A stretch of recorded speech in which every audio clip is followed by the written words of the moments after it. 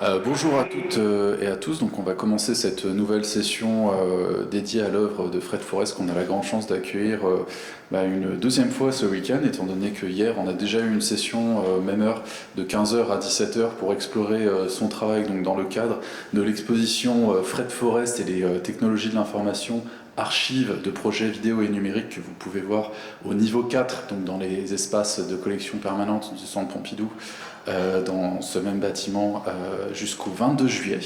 Et profiter aussi peut-être de la réactivation d'installation La Banque du Pied pour prendre part justement à cette œuvre participative. Et on est donc en présence, on a la grande chance également d'accueillir pour la deuxième fois également Sophie Lavaux, donc artiste et théoricienne pionnière des arts numériques, ainsi que voilà, qui est juste à ma gauche, ainsi que Manuela Manzini à ma droite, qui va nous aider, artiste qui va nous aider à explorer le site Fred Forrest Archives pour pouvoir peut-être retenir quelques œuvres emblématiques dans son parcours. On a la grande chance également d'accueillir Jean-Jacques Gay, qui est juste ici à ma gauche.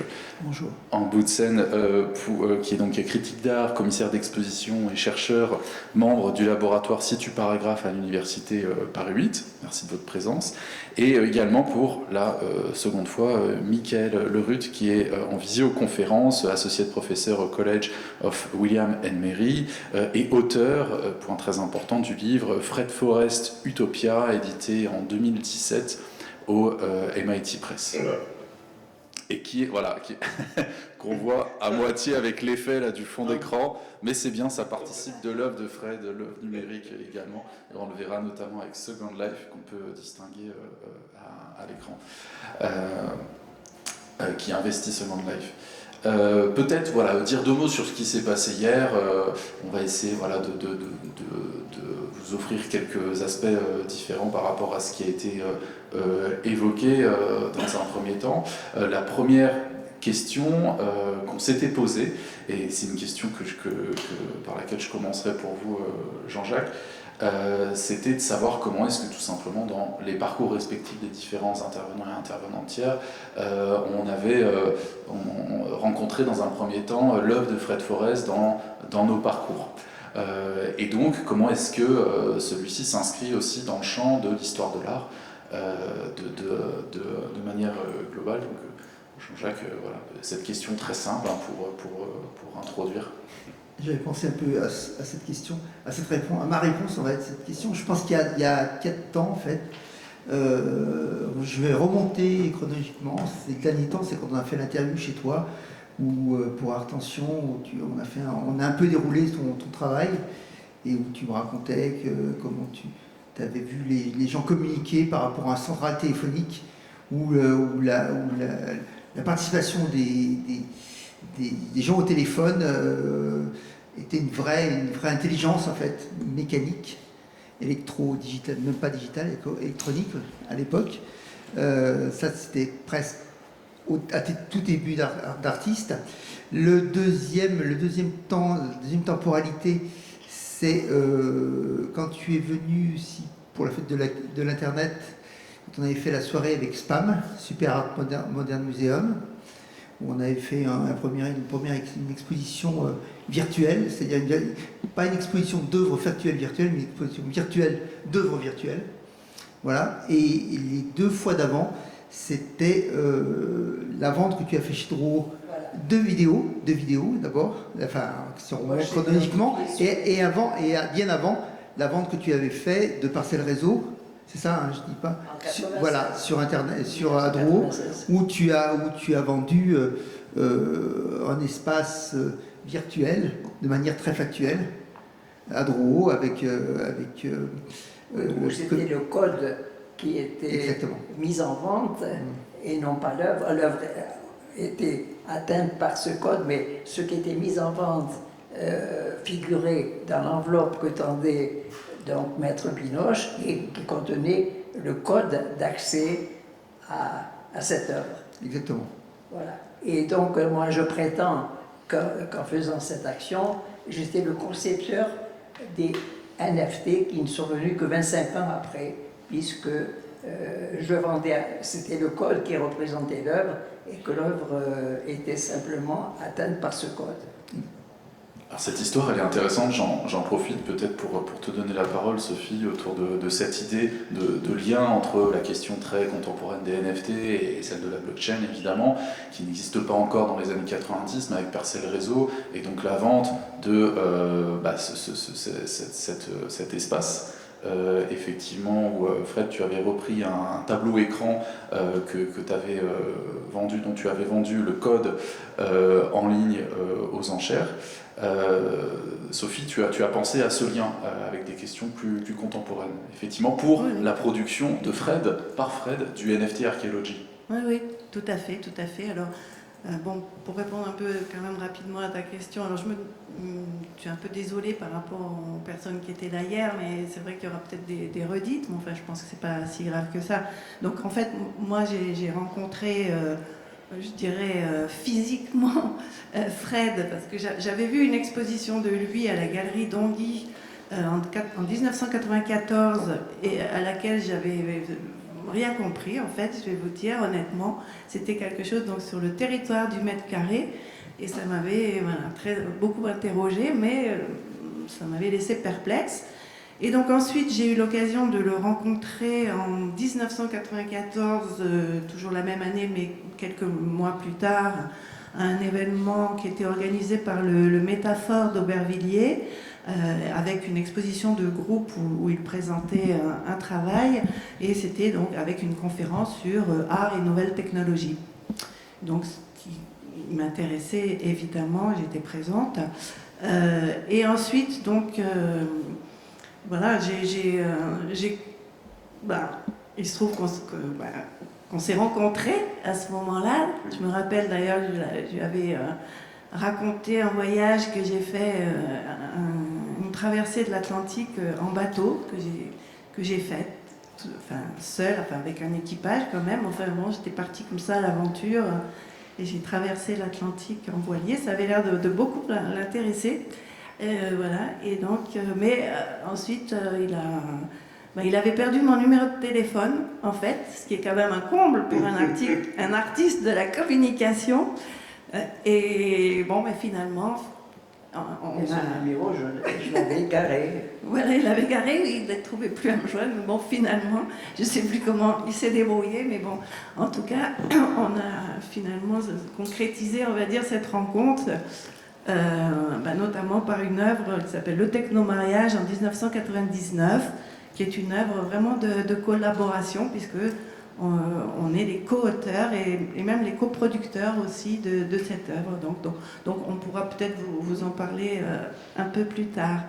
Voilà, alors tout ça pour vous dire que j'ai dans toutes ces années communes, de vie commune, j'ai appris bien évidemment à rentrer de plus en plus dans la complexité de cette œuvre qui effectivement est, je trouve, est déjà d'une originalité vraiment singulière, si c'est pas un pléonasme ce que je dis, mais bon. Parce que, et puis ce qui m'a tellement marqué et touché, c'est que Fred Forrest, il faut le savoir quand même, c'est quelqu'un qui n'a pas de diplôme, qui a juste un certificat d'études au départ, et qui donc n'a pas été formaté par une école d'art, par une université à apprendre ce que moi j'ai appris, puisque moi, quand je suis à la galerie d'Anguy, par exemple, j'étais étudiante en art plastique. On ne m'avait jamais parlé de Fred Forrest. Aucun enseignant ne m'en avait parlé. Et lui, en tout cas, toute la culture qu'il s'est faite, il l'a faite lui-même, en allant chercher lui-même les informations dans des bouquins, dans des livres à l'époque, etc. Et voilà, il est arrivé à intégrer une école d'art en tant que professeur à Cergy pendant, je ne sais plus, 10 ans ou 15 ans. Et ensuite à devenir professeur à l'université de Nice, Sophia Antipolis, en passant donc ce qu'on appelle un peu maintenant la validation des acquis par l'expérience, en passant un doctorat et tous les diplômes universitaires ad hoc. Et par rapport à son œuvre, et c'est sans doute pour ça que j'avais rien compris la première fois, c'est que c'est une œuvre, il a il a inventé comment faire de l'art finalement. Il s'est inventé lui en tant que personne, mais artiste, et il a inventé une façon de faire de l'art, et il se trouve que ça match complètement avec je dirais ce qu'il faut faire pour parler de l'époque dans laquelle on est actuellement, qui est une époque numérique. Donc lui, il est passé d'un espace, on va dire, un espace rétinien de forme et de couleur, celui qu'on m'a enseigné quelque part en art plastique, à investiguer un espace de l'information. Et ça, c'est un peu ce qu'on va vous dérouler en parlant des différentes œuvres et en expliquant comment il investit ces médias de communication et donc cet espace de l'information. Et donc, j'ai perdu un petit peu le film, mais je vais le retrouver. Oui, et donc, pour nous, les artistes du numérique, donc je fais partie, je suis une pionnière qui a investigué les technologies dites, notamment la réalité virtuelle, donc des notions comme l'interactivité, où on reprend les concepts d'œuvres ouvertes d'Umberto Eco que Fred revendique et a beaucoup travaillé, pour mettre finalement la perception de l'interacteur en action. C'est-à-dire que dans nos œuvres, grâce à des capteurs et des interfaces homme-machine, eh bien, on fait communiquer le public, souvent de façon ludique, mais pas que, bien sûr, avec des propositions d'images que l'on fait, donc qui deviennent interactives. Donc pour moi, j'ai compris pendant toutes ces années de vie commune, je suis rentrée petit à petit dans cette œuvre qui est vraiment complexe, et j'ai compris, donc il est passé alors je dirais que ce manque d'études aurait pu être une faiblesse pour lui, ben non, il en a fait une force, et il est devenu finalement un pionnier et un inventeur dans différents domaines de l'art. Alors on peut citer avant tout la vidéo, bien sûr, hein, avec les œuvres sur bande vidéo, avec le porte-à-pack en 1967. Ce qu'on a dit hier, on en reparlait, c'est-à-dire que le porte-à-pack de Sony donc, est commercialisé aux États-Unis en 1965.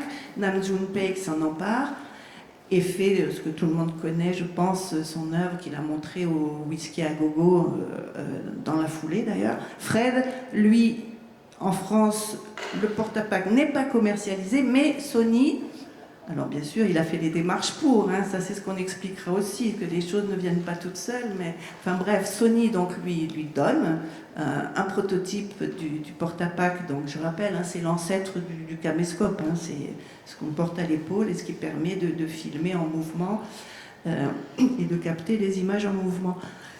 Donc en 67, juste après que Sony lui ait donné ce porte-à-pack, il va chez lui et de la fenêtre de son immeuble, il va filmer la cabine téléphonique qui est donc en bas de chez lui. Et voilà, il fait une œuvre, bien sûr, sans montage, enfin, une captation brute, comme avait fait d'ailleurs Nam June Paik. Et ça devient donc la cabine téléphonique, voilà, que Manuela donc, vous a mis à l'écran. Donc à La Haye-les-Roses, puisque c'est là qu'il habitait, dans un HLM. Et il filme, comme vous voyez, non seulement la cabine, mais bien sûr les allées et venues des gens qui rentrent ou qui sortent de cette cabine pour communiquer. Donc déjà, on a déjà en germe finalement toutes ces actions d'artistes de la communication. Voilà. Et en plus, il y a un aspect très esthétique, je ne sais pas si on va le voir à un moment, donc avec les feuillages au-dessus, parce qu'il y a un arbre juste à côté de la cabine téléphonique, et on voit le miroitement du soleil sur les feuilles d'arbres. Et voilà, et déjà pour lui, c'est vraiment le symbole de l'espace de la communication. Donc voilà, ensuite, donc, il devient aussi un des premiers à participer aux expositions d'installation vidéo, cette fois. Donc avec son œuvre déjà à la Galerie Germain, donc c'est la rue Guénégaud, Autopsie de la rue Guénégaud, là, on l'a évoqué tout à l'heure, 73. C'est en 73. Ah, et même avant, il y avait eu, avant, en 72, je jette un œil sur mes notes. Il y a l'espèce média.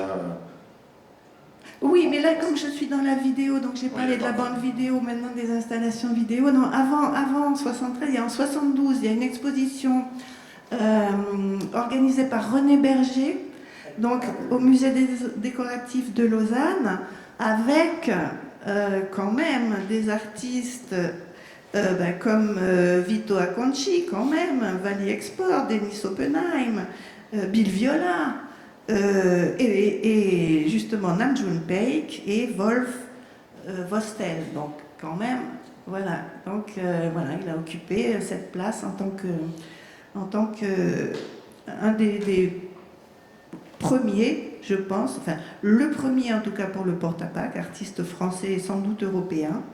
Voilà. Ensuite, donc, suivra la Galerie Germain en 73, donc voilà la rue Guénégaud. Donc on aura peut-être l'occasion d'en reparler. Hein. C'est vraiment une très belle œuvre, une réflexion sur le temps. Donc je pense que Michael peut-être pourra en parler plus longuement parce que ça vaut le coup. Voilà. Et ensuite, donc, à la Galerie Germain, en septembre 74, on a une exposition d'art vidéo avec que des Américains.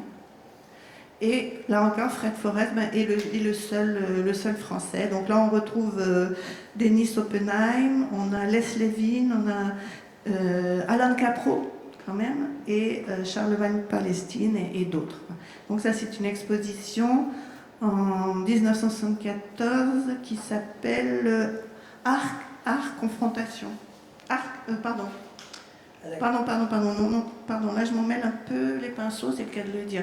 Il y a la Galerie Germain qui a lieu en septembre 1974, et ensuite il y a l'exposition en novembre 1974, dans la foulée, au musée de la ville de Paris, à l'Arc, donc qui s'appelle Arc Confrontation, où là il y avait... on retrouve Nam June Paik dans cette exposition à l'Arc. D'ailleurs, on a une photo, on peut peut-être la montrer, la photo avec Fred Forrest et Nam June Paik et une étudiante. Voilà la photo, voilà.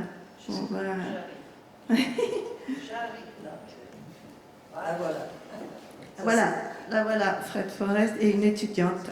Voilà, et là, donc Fred Forrest a repris un petit peu l'esprit de la rue Guénégaud, de l'autopsie de la rue Guénégaud, qui s'appelle aussi Archéologie du présent, hein, qu'il avait montré à la Galerie Germain. Là, à l'Arc, il va montrer en fait l'avenue du président Wilson, donc, puisque l'Arc est situé avenue du président Wilson, et il fait une investigation socio-électronique de la rue grâce donc à une installation vidéo. Voilà, et alors pour en venir au NFT, donc voilà, je dirais qu'effectivement il occupe aussi cette place de précurseur finalement de l'art numérique. Et ça, je l'ai donc moi compris, donc bien sûr en tant qu'artiste du numérique, et effectivement par son œuvre Parcelle Réseau, donc qu'il a faite en 1996, qui est en fait une œuvre uniquement virtuelle. C'est une image qu'il a effectivement, comme l'a dit Nicolas tout à l'heure, c'est une œuvre qui est une photo, on pourrait dire, enfin en tout cas une image numérique à partir de diapositives notamment, donc qu'il utilisait dans ce qu'il a appelé les tableaux écrans. Donc on pourra peut-être revenir tout à l'heure dessus. Et donc, mais cette œuvre, c'est une œuvre uniquement virtuelle, qui n'avait pas d'existence physique, même si elle s'est appuyée sur un tableau aussi qui s'appelle L'Homme Réseau, un des tableaux qui peignaient dans les années 60, en 66 très exactement. Mais donc, il en fait une œuvre virtuelle qui s'appelle Parcelle Réseau en 1996. Et comme il l'a évoqué tout à l'heure, effectivement, cette œuvre, en fait, quand elle est vendue aux enchères par Maître Binoche, Maître Binoche remet à l'acquéreur un code dans une enveloppe fermée. Et pour moi, à ce moment-là, voilà, j'ai fait le lien et j'ai compris que c'était le prototype d'un NFT, ce qu'on appelle les non-fungible tokens, c'est-à-dire ce sont des œuvres que l'on installe sur la blockchain, alors qui n'existaient pas bien évidemment en 1996. Donc là encore, c'est une anticipation qu'il fait de la technologie en 1996. Maintenant, nous, dans les années 2020, on a la blockchain et les non-fungible tokens, ce sont des œuvres virtuelles, donc numériques. La particularité du numérique, c'est de pouvoir être reproduit à de multiples exemplaires sans aucune altération. Et là, ce que permet la blockchain, c'est finalement de rendre unique cette œuvre en la signalant en quelque sorte par une clé privée. C'est-à-dire que le propriétaire de cette œuvre, on lui remet c'est d'abord l'auteur, il a une clé privée et cette clé privée permet d'avoir l'accès à cette œuvre qui devient donc unique.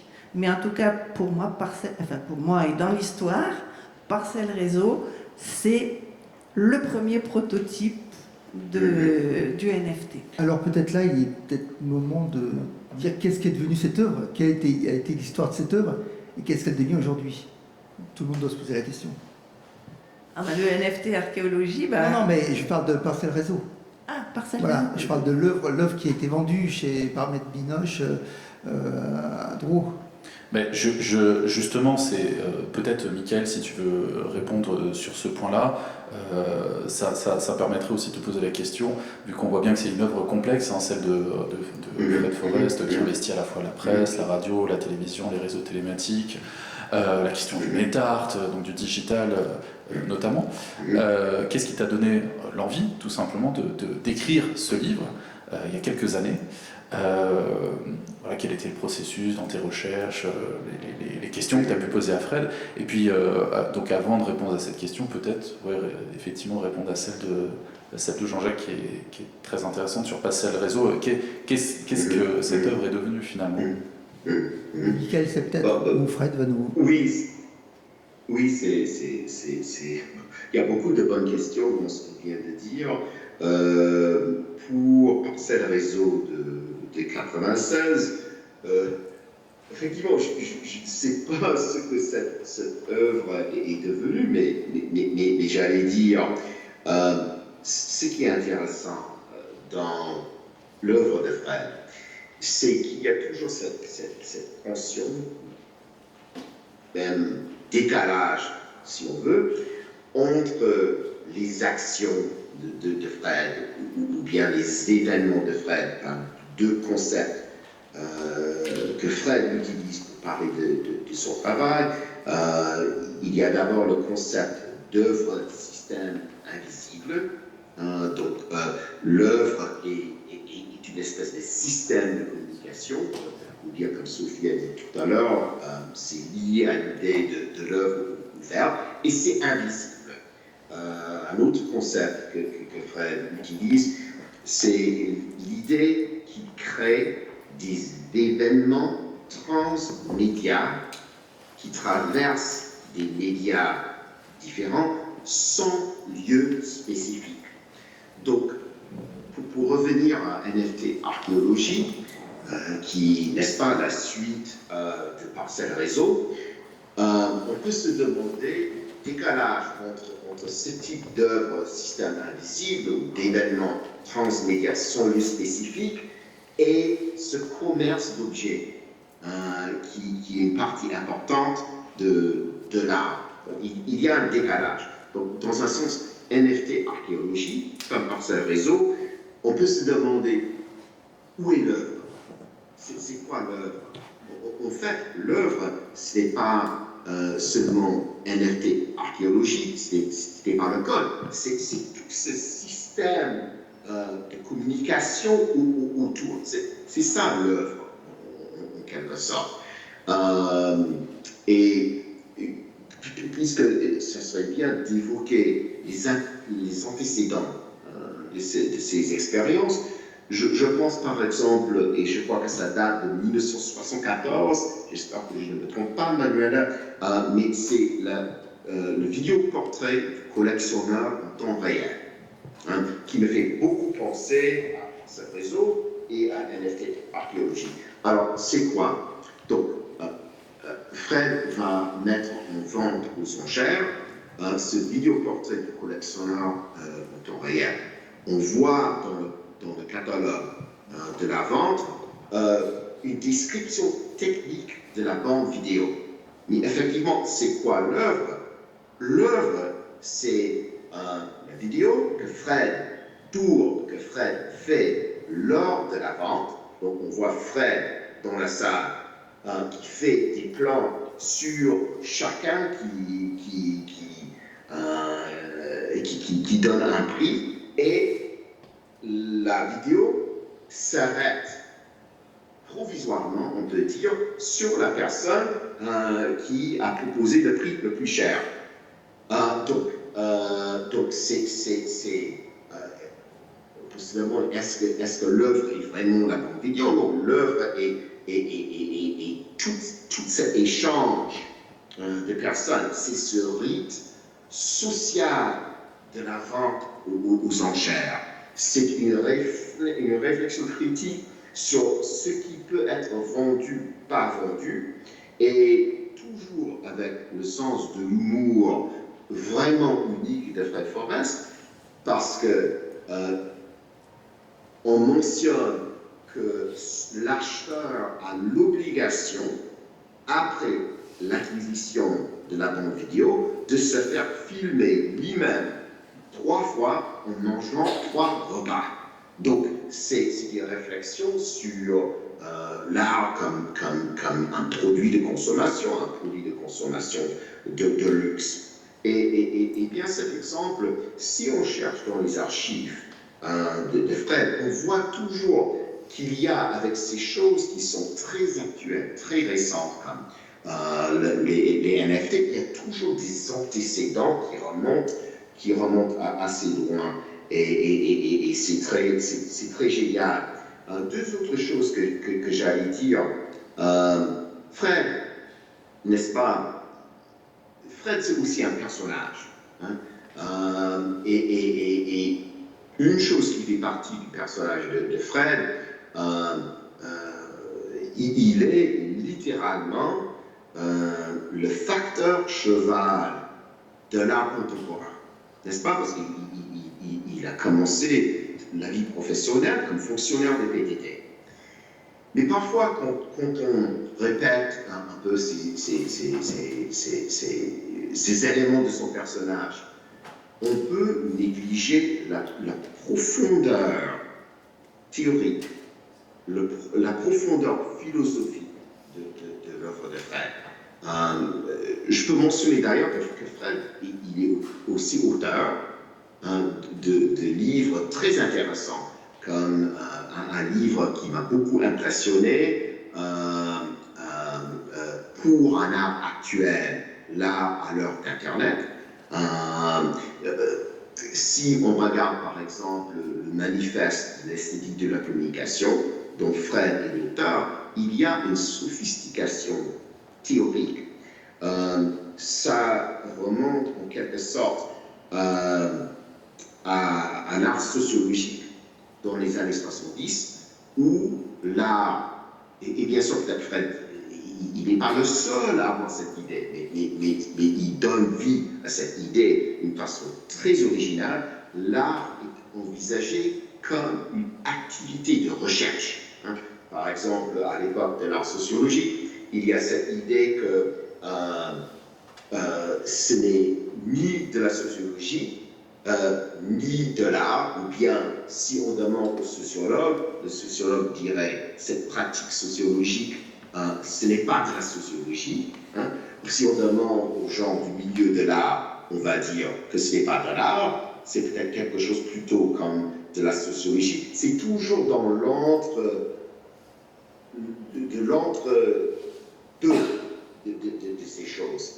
Et j'allais dire que si on pense au parcours de Fred, il a toujours attiré l'attention. Bien sûr, il a des alliés dans le milieu de l'art, mais il a toujours attiré l'attention de philosophes et de théoriciens qui ne sont pas forcément ou exclusivement du milieu de l'art. Marshall McLuhan, Wilhelm Flusser, Abraham Mose, Edgar Morin, Paul Virilio, Pierre Lévy, Mario Costa, Michel de Certeau, Régis Debray. La liste, on pourrait multiplier les noms.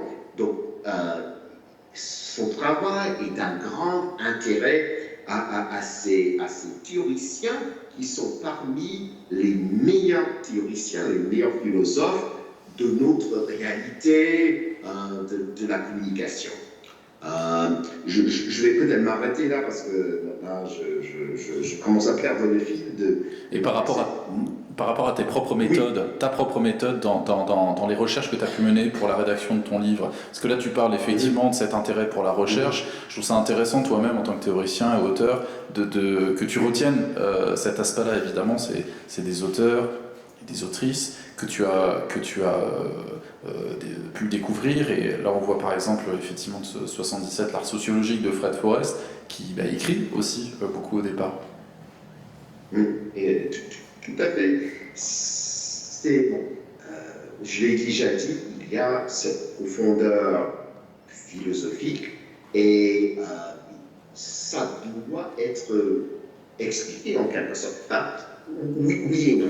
C'est-à-dire que Fred, comme il n'a pas fait, il a eu ce doctorat d'État dans des conditions spéciales, mais il n'a pas fait un parcours universitaire classique.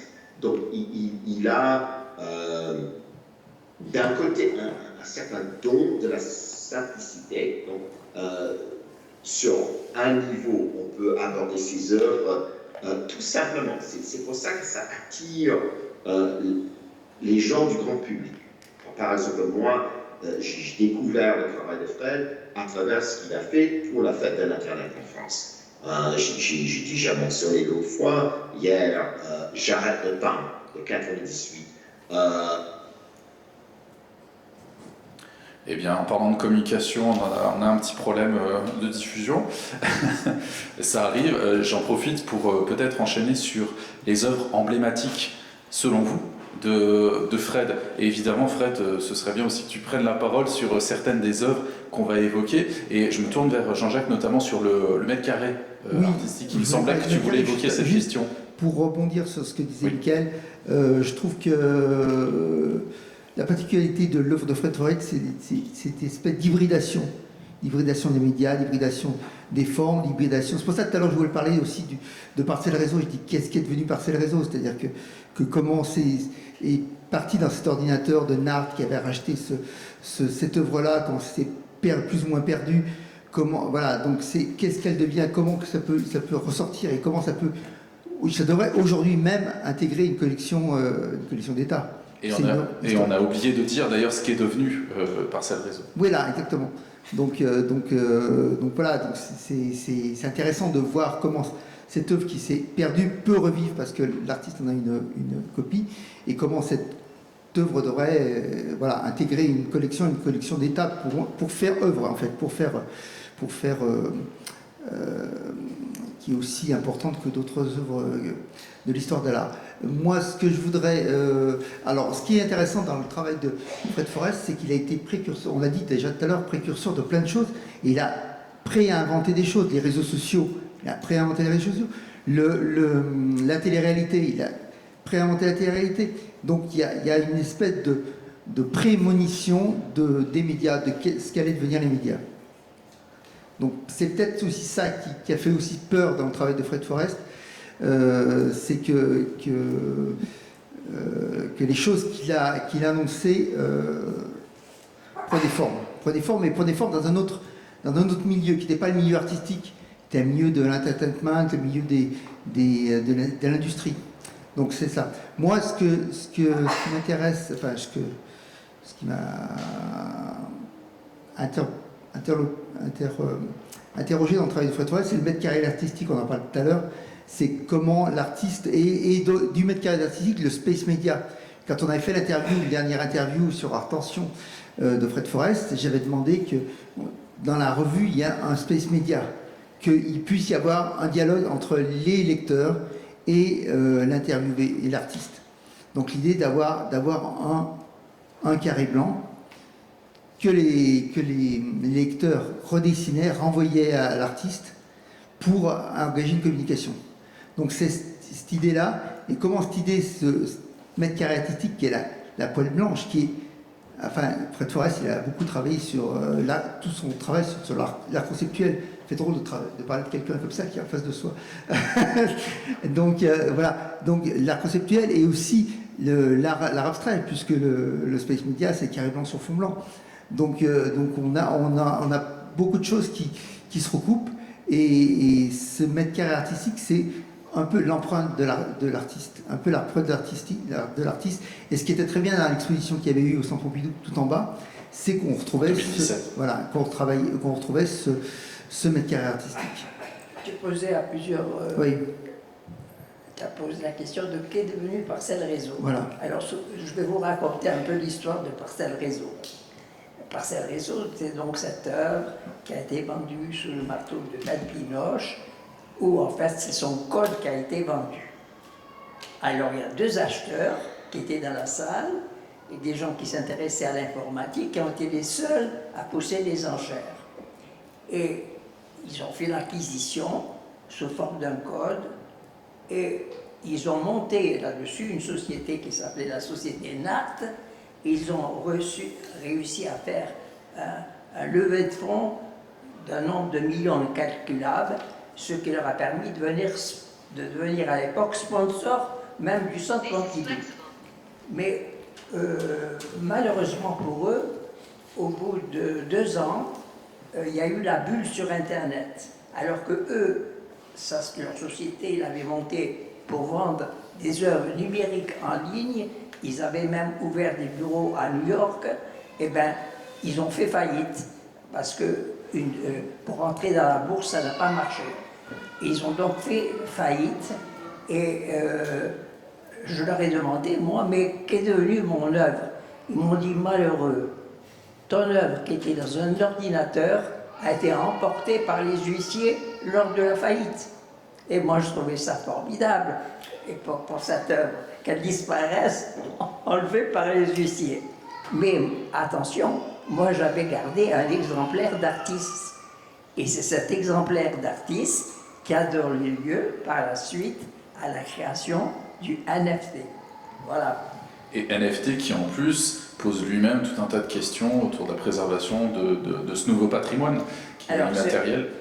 Et ce NFT-là, j'en ai fait donation après avoir, à titre de provocation, mis en vente, pas par l'intermédiaire d'un commissaire-priseur, pas par l'intermédiaire d'une grosse boîte. J'ai mis moi-même en vente cette œuvre, mais j'ai déterminé son prix moi-même sur le prix de l'œuvre emblématique de son nom m'échappe. L'artiste Beeple. Plus $1. L'artiste Beeple qui a vendu à 69 millions et quelques de dollars par Christie's son NFT, ça a fait le tour du monde, hein, ce truc. Et donc par ironie, il a mis en vente, ironiquement bien sûr, pour interroger toujours pareil cette spéculation sur l'art, etc., ce qui est quand même quelque chose qui lui appartient en propre d'être un artiste critique. Et il l'a mis en vente donc à 69 millions et quelques, plus $1. Et évidemment, ça s'est pas vendu parce que je n'étais pas j'étais intégré comme artiste dans ce milieu du commerce de l'art. Et donc, à ce moment-là, cette œuvre, je n'en ai fait don ici au Centre Pompidou, et qui fait aussi, avec qui, pour être transparent, j'ai fait un échange de cette œuvre, dont j'ai fait don, contre cette exposition que j'ai actuellement. Voilà. Donc, Parcelle Réseau fait partie de la collection du Centre Pompidou, Voilà. du Musée national d'art moderne. Parcelle Réseau. C'est le NFT Archéologie qui est en trois, D'accord, ok. en trois étapes, en trois pièces, Ok. Voilà. dont le tableau écran physique. Le tableau écran n'existe plus.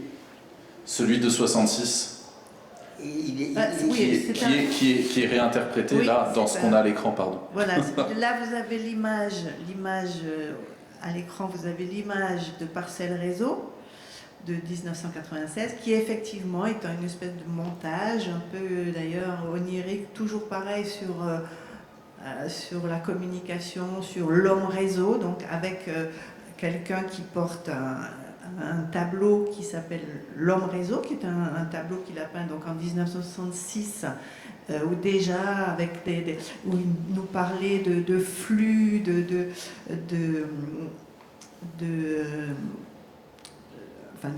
d'ondes, etc. Vous voyez les traits, etc. qu'il y a dans le tableau. Donc c'était déjà un univers imaginaire sur la communication.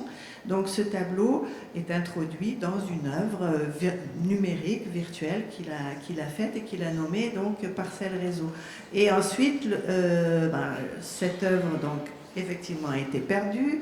Fred avait gardé son exemplaire d'artiste et je l'ai retravaillé légèrement pour en faire aussi une espèce de portrait de Fred et qui s'appelle donc le NFT Archéologie qui a été fait en 2021. Donc voilà. Et cette œuvre, Parcelle Réseau, quelle est son antériorité? C'est que j'ai été peintre et bien avant, et j'ai utilisé un de mes tableaux sous forme de tableau écran. Alors, qu'est-ce qu'étaient les tableaux écran? Tu peux mettre les images, voilà. C'est-à-dire que moi, à l'époque, j'ai arrêté la peinture en soi parce qu'il me semblait que quand une œuvre était signée, elle était morte. Parce qu'elle devenait d'une part un objet culturel et qu'elle n'avait plus de devenir par rapport à l'époque à la nôtre à l'époque, à laquelle elle ne s'était pas adaptée. Et mon idée a été de pratiquer des blancs sur mes peintures, dans lesquels j'ai fait des projections de diapositives et de films, qui, ces diapositives, permettaient de réactualiser cette œuvre.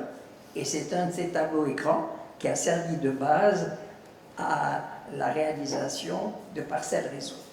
Donc là, on voit les tableaux écrans qui ont été exposés à sa rétrospective de 2017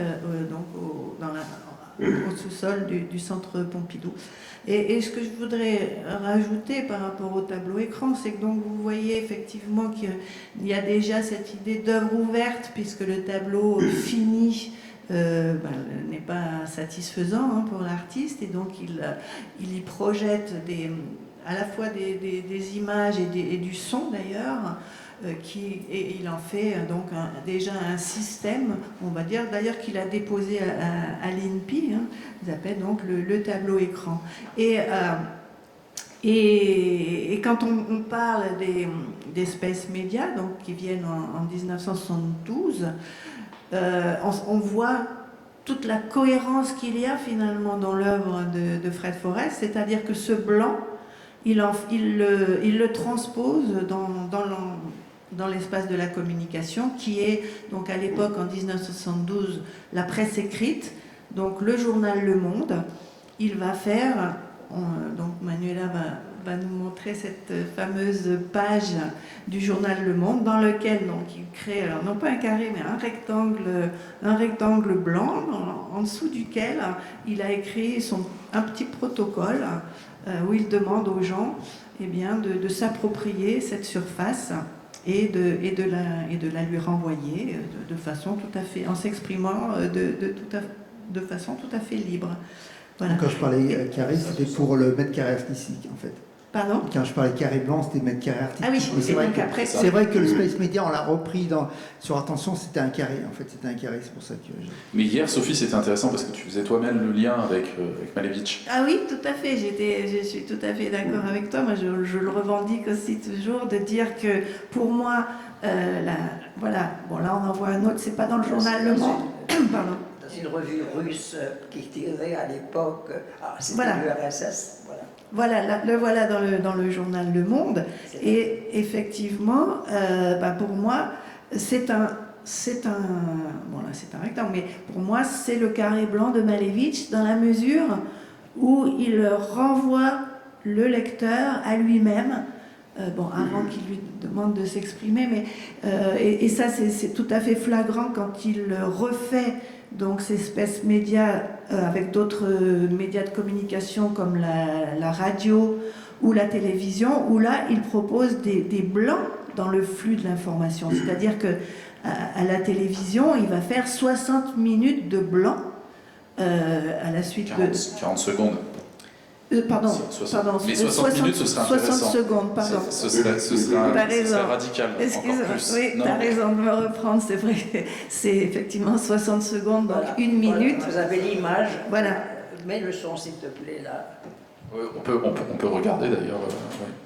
Et donc sur ces 60 secondes, effectivement, il y a 20 secondes à peu près où il prévient effectivement. Cette expérience de Voilà, vous allez l'écouter. Où il prévient le téléspectateur les gens qui regardent, que ce n'est pas une panne. Peut-être aussi faire ce genre d'expérience. C'est pourquoi Fred Forest est là à côté de moi aujourd'hui, et nous allons vous offrir une opération carré blanc. Cela sera très court, ça va durer quelque chose comme 40 secondes. Pendant ces 40 secondes, vous allez vous concentrer, essayer d'imaginer ce que vous avez envie d'exprimer vous-même sur un écran blanc de la télévision. Top de départ, l'écran est blanc maintenant à la télévision française. Attention, attention, votre récepteur de télévision n'est pas en panne. Votre récepteur de télévision n'est pas en panne. Vous participez en direct à l'expérience du Space Media. Rendre le monde à son commencement original. Le blanc pour repartir à zéro. Pour le commencer. Pour le recommencer. L'inventer comme vous le voulez. Quand vous le désirez. Espace vide. Espace libre. Espace libre à remplir. Espace libre à remplir. Espace libre à remplir. Espace libre à remplir. Et là, il y a 60 secondes où il y a du blanc sur les écrans. Et c'est pas des sons sur Antenne 2. Et puis il y avait cette performance aussi où tu prenais les spectateurs. Cette performance où tu prenais les spectateurs en photo. Tu leur demandais, c'était vos lettres, vos dessins, vos Ce qui est incroyable et qu'on a pu voir hier, effectivement. Après, il y a la participation aussi, parce que le présentateur dit au public, dites-nous ce que vous avez pensé et adressez une lettre à Fred Forest pour lui dire ça. Et toutes ces œuvres, évidemment, relèvent de ce qu'on appelle l'art de participation qui a commencé la première en 72 dans le journal Le Monde. Et en parlant de lettres, Oui, pardon, Michael, vas-y. Oh non, j'allais dire, c'est aussi l'esthétique des hackers, n'est-ce pas? Parce que, il a hacké le journal Le Monde. Oui, c'est ça. Tu as raison. Et puis, un autre concept que j'utilise dans mon livre, c'est ce concept de l'auteur Hakim Bey, des zones autonomes temporaires. Donc, que ce soit le carré blanc dans le monde, que ce soit les 60 secondes, c'est des espaces, comme il a dit, espaces de liberté, des petits espaces de liberté. D'ailleurs, j'en ris parce que tout à l'heure, j'étais un peu rendu à ma liberté, j'ai perdu la vidéo. Donc c'est un peu l'esthétique des pannes. Ils disent que ce n'est pas une panne de téléviseur, mais effectivement c'est esthétique des pannes, parce qu'on est si dépendant de ce fonctionnement habituel, ordinaire, des médias, qui est une seconde réalité pour nous tous, que quand quelque chose se passe, je pense aussi au concept de la défamiliarisation. Donc c'est une défamiliarisation de l'espace du journal, n'est-ce pas, et on ne sait plus quoi faire. Donc c'est ça, effectivement, ça nous incite à la liberté. Juste parce qu'on voulait faire le lien entre ces actions pionnières de Fred et ce qu'il a fait plus tard, par exemple dans le domaine du net art. Je pense aussi, je conçois l'espace blanc, le carré blanc dans le monde, c'est aussi une nouvelle façon de collaborer entre l'artiste et les membres du public à distance. Et une autre action à laquelle ça m'a fait penser, Manuel, c'est 2008, c'est image-mémoire. Je ne sais pas si on a image-mémoire dans les archives. Donc, c'est un peu le même principe que le carré blanc dans le monde. C'est un détournement de Google Images, n'est-ce pas? Ce qui fait partie maintenant de notre quotidien. On cherche des images de chats qui surfent sur des tranches de pizza dans l'espace, ou je ne sais pas. Mais c'est un détournement de Google Images pour créer des collages qui vont illustrer des définitions personnelles de mots, de concepts des utilisateurs. On n'a pas image... je vais voir... Ah, oui, là, je me fie à ma mémoire. Je crois que c'est 2008. On va trouver avec des mots-clés. Image-mémoire. Je ne sais pas si est-ce que je... Ah non, oui, c'est bon. C'est 2005. 2005. 2005, voilà. Donc ma mémoire n'est pas bonne. Non, mais il y a tellement d'éléments aussi.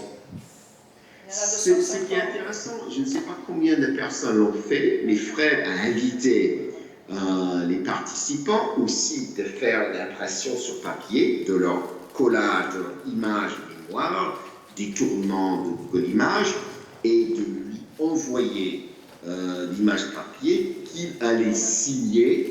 En fait, ils allaient co-signer comme co-auteurs de ces œuvres. Je trouve ça vraiment génial. Donc, c'est du relationnel, n'est-ce pas? Parce que on dit que 20 ans avant Nicolas Bouillot, c'est Fred qui a expérimenté l'idée du relationnel dans l'art. Mais relationnel, collaboration à distance entre l'artiste et les membres du public. Et tu fais bien de mentionner le terme co-signé, parce que si on prête attention à la version du Monde de Space Media en 72, donc ce rectangle blanc, il n'est pas si blanc que ça. Il y a quand même Fred Forrest en bas à droite. Tu signes le Space Media dans le Monde. La page. Tu la signes quand même, parce qu'il y a ton nom en bas à droite. Ce qui donne l'idée à certains par renvoi postal, lorsqu'ils annotent cet espace, lorsqu'ils se l'approprient, suite à tes indications, ils barrent aussi ton nom à certains moments, pour pouvoir eux-mêmes signer en fait cet espace que tu leur offres. Je ne comprends pas ta question. En fait, la page du Monde, l'espace blanc, peut-être que Manuela va la retrouver, en fait, tu l'as signé en bas à droite dans ce rectangle blanc, effectivement. C'est une erreur. Ah.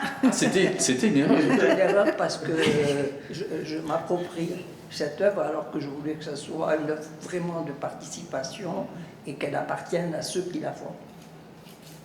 Mais par la suite, quand j'ai fait des blancs, je ne les ai pas signés. Effectivement, les autres versions ne sont pas signées. Voilà. Ouais. Pour ça, j'ai insisté sur le Monde. et qui a une intervention qui s'est déclinée, vous l'aurez compris, en plusieurs, voilà, dans plusieurs médias, à la radio, à la télévision, et qui fait complètement sens par rapport à ces supports qui deviennent participatifs dans l'œuvre de Fred Forrest, à travers aussi des installations comme plus récemment la Banque du Pied, qui avait pris une forme différente pour l'exposition au Centre Pompidou en 2017, et que, encore une fois, vous pouvez voir dans l'espace au niveau 4 en ce moment. Peut-être juste pour revenir sur le NFT Archaeology, tu confirmes donc qu'il y a bien 3 éléments dans le NFT Archaeology. Oui, Il y a la lettre, oui, absolument. le tableau écran, Oui. qui avait été exposé d'ailleurs aux côtés du NFT Archaeology, où on te voit dans l'œuvre en fait, que tu as modifiée à cette occasion. Voilà. Est-ce que tu peux nous mettre la photo du téléspectateur? Parce que les images sont passées, mais les uns les autres parlaient et on ne comprenait pas. Alors, cette vidéo a été faite alors que j'étais interrogé par la télévision belge et sur mon travail, et où je parlais abondamment de mon travail. Et enfin, de mon discours, le présentateur m'a dit: est-ce que vous pourriez faire une performance ici en direct pour nos téléspectateurs? Et là, vous verrez, je manipule à nouveau tout le public en prétendant qu'on peut faire une photo depuis la télévision alors qu'ils sont chez eux. Vas-y, mets la bande. On va la trouver. C'est quelle année?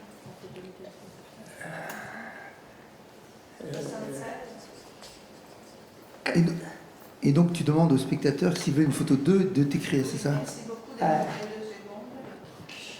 mais, Oui, alors on a parlé Michael, d'un art de hacker, effectivement, mais Pierre Lévy a aussi, il parle d'un art de l'implication pour Et pour la photo voilà. des spectateurs, ça me fait penser Alors, aussi. ne parle pas quelques secondes. Alors, pardon, on va juste voir la vidéo, merci, on te reprend juste après. Poser une action de participation à nos téléspectateurs. Oui, je vais essayer, cela va peut-être illustrer notre propos directement, puisque en réalité je disais que le public peut-être avait une certaine méconnaissance de l'envers du décor de la télévision, méconnaissance peut-être des moyens réels et technologiques de la télévision. Beaucoup de téléspectateurs ne savent pas qu'aujourd'hui on peut les prendre directement en photo à partir de notre studio de télévision. Alors on peut essayer avec eux de faire cette expérience. C'est très facile. Bon, d'abord il faut que je prenne mon appareil photo.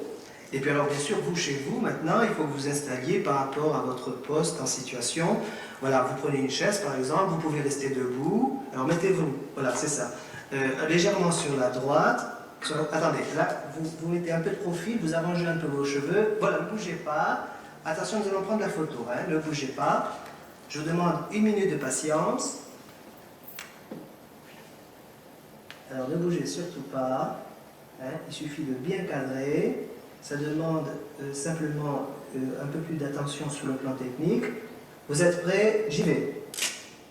Voilà, c'est fait. Alors maintenant, ce qui est encore plus fantastique, c'est que vous allez pouvoir tous recevoir votre photo. C'est très simple. Vous allez écrire à la RTB Liège, émission vidéographie, Palais des Congrès, 4000 Liège. Je dis bien RTB Liège, émission vidéographique, Palais des Congrès, 4000 Liège. Alors là, que je vous dise, il y a une manipulation du public, c'est évident.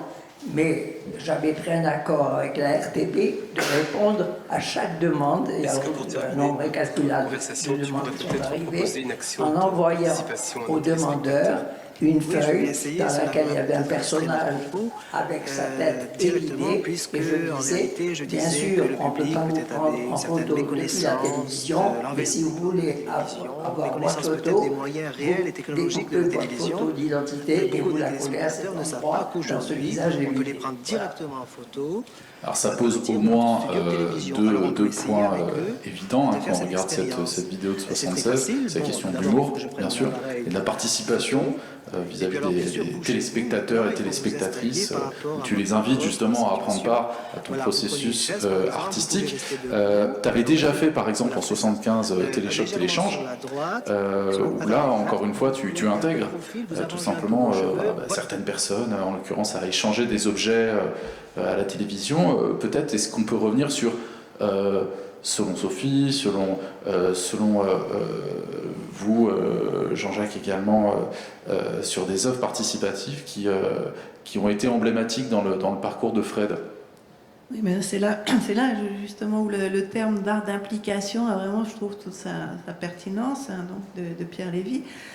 C'est parce que, voilà, Fred, en fait, dans toute son œuvre, en fait, son intention, finalement, c'est quelque part de déplacer le rôle de l'artiste, un producteur de contenu, à être ce qu'il a appelé entre guillemets, avec beaucoup d'humour, un prestataire de service, c'est-à-dire qu'il offre des possibilités, justement, au public de s'impliquer, de se mettre en mouvement, de se bouger. Alors, on l'a vu, même si c'est de façon ironique et que la technologie n'est pas encore prête pour le faire avec la photo du téléspectateur, mais par contre, des fois, il passe à l'acte, le lecteur du journal, ou quand il fait... il a fait une action, donc c'est en vidéo 3e âge, si je ne me trompe pas, c'est en 1975, non ? Où là, en fait, il met entre les mains donc de retraités, hein, c'est des retraités du bâtiment là, dans le sud de la France, et il leur met entre les mains le porte-à-pack, c'est-à-dire son outil de création. Eh bien, il le donne, il en fait don lui aussi à son tour à ces gens qui vont donc, eh bien, quelque part avec cet instrument, créer déjà. Ils vont faire tout un tas de scénarios, de petites scénettes très amusantes. Il y en a un, effectivement, ils ont fait tout un scénario où il est là avec sa guitare, je sais pas quoi, et il déclare sa flamme à une des retraités, et tout ça est filmé par d'autres. Enfin voilà, et donc ils prennent finalement, ou reprennent, on va dire, le pouvoir sur leur vie, puisque ce sont des retraités, ce sont justement des gens qui sont sortis de la vie active, et là, par ce geste, voilà, il les implique, il les met en mouvement, et ils vont s'exprimer, et ils vont parler d'eux, et ils vont même jusqu'à aller voir le directeur de la maison de retraite et avoir avec leur liste de revendications un petit peu pour améliorer leur vie. Donc voilà, ça je trouve que c'est, pour moi, c'est l'aspect aussi le plus politique finalement de Fred, de l'œuvre de Fred. C'est de mettre en mouvement les gens, de les faire passer à l'action, et justement ce qu'il fait aussi très bien par le détournement des médias de masse, qui a priori ont justement été faits pour endormir les masses, quelque part, et là il va redonner en détournant, notamment dans l'action dont tu as parlé, effectivement, Téléchoc, Téléchange, il va faire du médium télévision, il en fait autre chose. Il en fait justement un médium artistique. Il en fait autre chose qu'un médium de télévision, de communication de masse, en permettant donc aux gens de participer à l'émission en envoyant la photo d'un objet. Donc là, tout son rôle, comme je l'ai dit, quand il dit prestataire de service, ça veut dire que lui, en fait, il donne un cadre, il fait un protocole. Et c'est ensuite aux gens à se l'approprier, ce protocole. Mais sans ce protocole-là, il n'y a non plus rien qui se fait. Hein. C'est-à-dire que l'auteur, il y a toujours un auteur de l'œuvre, même s'il y a des participants à l'œuvre qui vont la compléter et qui vont en faire un tout, et qui vont en donner tout son sens aussi. C'est-à-dire à la fois, s'il n'y avait que le protocole, la page du journal Le Monde, et s'il n'y a pas les 800 réponses derrière, il n'y a pas d'œuvre non plus. L'œuvre, elle est faite des deux. Il y a le protocole de l'auteur, de l'artiste, et il y a la participation, l'implication, les réponses, enfin les différentes formes l'expression des lecteurs ou des téléspectateurs ou des gens vont donner. Donc là, dans Téléchoc Téléchange, eh bien, ils demandent aux gens, là encore, de s'impliquer. Hein. Ils vont choisir un objet auquel ils sont souvent attachés quand même sentimentalement, et ils vont donc l'envoyer à la télévision. Ça peut être aussi d'ailleurs une proposition, hein, c'est-à-dire que y en a un, il a dit aux autres, comme il était pilote d'avion, qu'il pouvait les emmener dans son avion, c'est ça? Et un autre qui était chauffeur comment on appelle ça? Conducteur de train. Donc un service, si vous voulez, qui proposait. D'autres ont envoyé des objets. Et donc le but de l'œuvre, c'était que les gens puissent s'échanger. Donc au final, oui, vas-y. Non, ce que je voudrais dire, ça c'est ce que vous avez sous les yeux, mais même mes interventions à la télévision ou dans les journaux, les gens ne sont pas venus me chercher pour me les donner. C'est moi qui ai dû, pendant des mois et même des années, pour faire cette expérience du Space Media en 1972, j'ai mis 2 ans avant d'obtenir du journal Le Monde cet espace. Pourquoi? Parce que le critique de la page des arts n'avait rien compris et j'ai dû faire 43 dossiers, voyez-vous. C'est une longue histoire qui demande beaucoup d'énergie et à la télévision, ce blanc qui vous paraît simple à faire, il est simple à faire.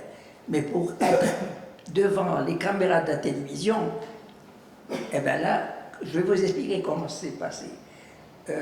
Les gens de la télévision ont été abondamment informés sur ce que je faisais en priorité. Et donc, ils m'ont téléphoné en me disant « Venez nous voir, on fera peut-être une interview de vous ». Je me suis trouvé à l'heure de la réunion qu'ils ont tous les matins pour choisir le programme de la journée, et ils m'ont dit « On va faire une interview de vous ». Je dis « Non, je refuse les interviews ». Première provocation. Alors ils étaient étonnés, mais aussitôt je dis « Non, mais moi je veux faire une expérience chez vous, comme je l'ai fait sur Le Monde ». Ah, et ils m'ont dit « Qu'est-ce que vous voulez faire ?» Je dis « Je veux faire un blanc d'1 minute pendant vos informations ». Alors ils se sont regardés en souriant. J'étais tellement hors du champ avec eux en leur disant ça. Et l'un d'eux m'a sauvé parce qu'il m'a dit, il y avait à l'époque 2 télévisions, Antenne 2 et France 2. Et l'un d'eux a dit, mais est-ce que la première chaîne vous a contacté? Alors je dois avouer que je leur ai menti éhontément. Je leur ai dit, bien sûr. Alors ils m'ont dit, bon, eh ben, on va faire ça alors. Vous voyez? Donc, l'obtention des moyens, quand on est un artiste sans pouvoir, demande une énergie et un travail permanent. Voilà ce que je voulais vous dire, qui n'est pas apparu ici encore. Voilà, tu as quelque chose à dire. Bon, ici, ils savent très bien que tu as un pouvoir de persuasion incroyable, mais donc on ne va pas revenir là-dessus. Mais moi, tout ça me fait penser à une autre action que tu as fait, Fred. C'était les élections. C'est dans quel pays où tu as fait une campagne électorale? Ah, c'est En Bulgarie. Voilà. 91. Oui, voilà. Donc je ne suis pas Oui, si avec toi, Michael, ni Sophie.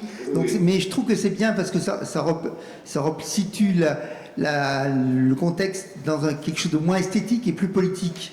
Et peut-être c'est intéressant de voir ça. Alors, je vais vous évoquer. Cette action s'appelle donc Fred Forest, président de la télévision nationale bulgare. Voilà, c'est la Bulgarie. Alors, j'ai connu un journaliste bulgare à une autre occasion et qui m'a dit « Est-ce que vous viendriez en Bulgarie pour faire une action ?» J'ai dit « Oui, si vous me payez le voyage et mon séjour là-bas, je ne vous demande pas d'avoir des honoraires. » Elle m'a dit « Bon, on va étudier ça. » Et une semaine après, il me téléphone, il me dit « Ça y est, j'ai trouvé quelle action vous allez faire. » En ce moment, se préparent les élections pour nous du prochain président de la télévision bulgare. Et vous allez vous présenter comme président. Donc, je suis arrivé Alors j'ai d'ailleurs préparé longuement cette intervention parce que d'abord je l'ai dit, mais je ne suis pas crédible. Moi je ne connais pas les conditions techniques de faisabilité de la télévision. On m'a dit, ah non, vous enseignez à la Sorbonne, on est un petit pays, ça nous suffit. Et donc j'ai pris l'avion et je me suis retrouvé là-bas. Et donc vous allez voir les images. Pendant une semaine, j'ai fait différentes actions en Bulgarie. Là, j'attends l'avion. On vient me chercher, mais le son. On peut peut-être revoir la vidéo depuis le début avec le son. C'est vrai que dans le montage, c'est très intéressant. Ah oui, ça c'est. J'avais fait des spots pour passer à la télévision bulgare. Voilà un spot.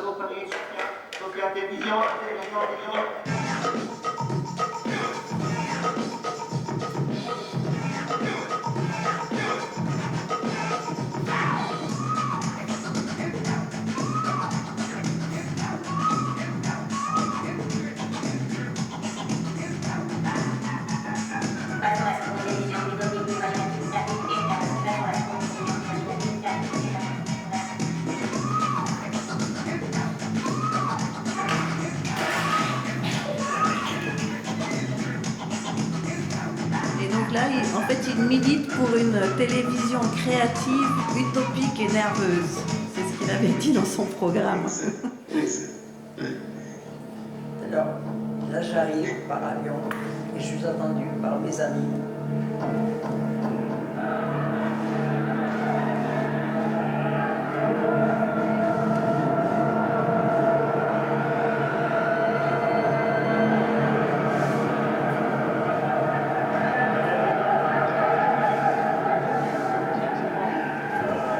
En retard.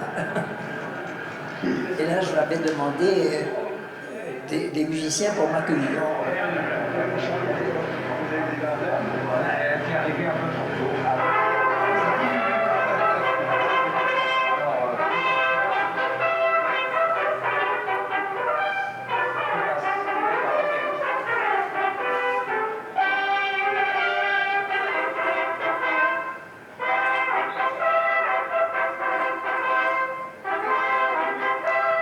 Alors, tout ça a été abondamment diffusé par les médias bulgares, parce que j'étais un candidat officiel. Alors, ça c'est une action que j'ai faite dans la rue, avec des téléviseurs sur le dos, et en haut de cette voiture, pour signifier que je me présentais comme pour faire cette télévision interactive et nerveuse.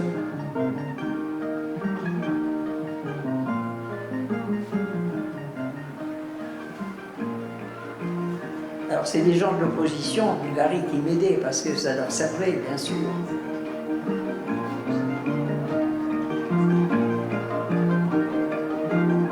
Et donc j'ai fait une campagne d'une semaine dans tous les médias et vous verrez à la fin même devant le...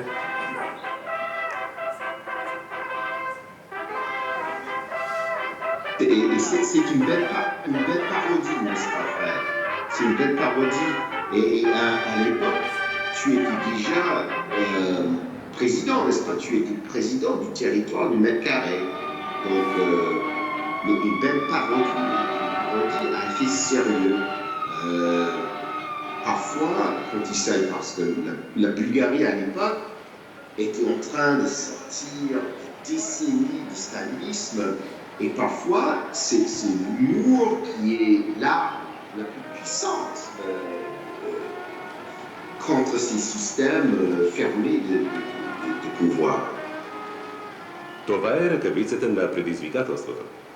Поканата на Фред Форест до председателя на българска телевизия. Je suis monté en ambulance et j'ai habillé mes comparses en infirmière pour porter auprès du président de la télévision bulgare une réclamation parce qu'il avait dit qu'il ferait un direct avec moi à la télévision qu'il ne l'avait pas fait. Alors là, je rentre dans les locaux de la télévision et je lui remets ce document sur lequel je lui disais, Monsieur le Président, vous saurez que les artistes ont le pouvoir beaucoup plus que les politiques et les gens de la télévision. Voilà, je remets cette lettre, je lui fais remettre cette lettre.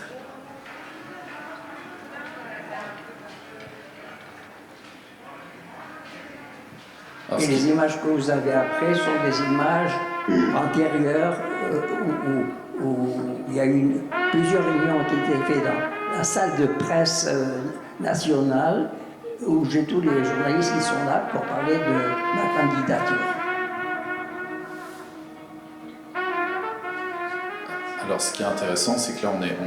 Voilà, la salle de presse où il y a eu pendant plusieurs années tous les apparatchiks qui sont venus présenter leur Fred Forest zаяви: Аз не съм чиновник, нито технократ, най-малко политик.